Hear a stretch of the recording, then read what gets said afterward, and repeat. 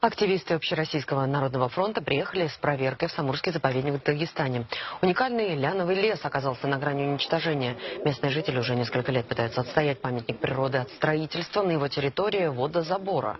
Власти хотят обеспечить дербент водой из местных родников и подземных источников.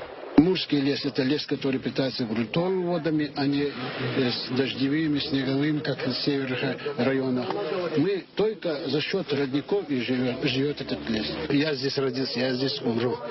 И, конечно, я уже плачу.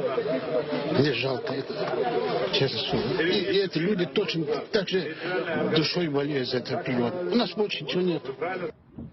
Власти уверяют, что водозабор не нанесет вреда местной экосистеме. Жители не верят. Из-за деятельности человека уровень подземных вод уже упал до критических показателей. Ляновый лес начал засыхать.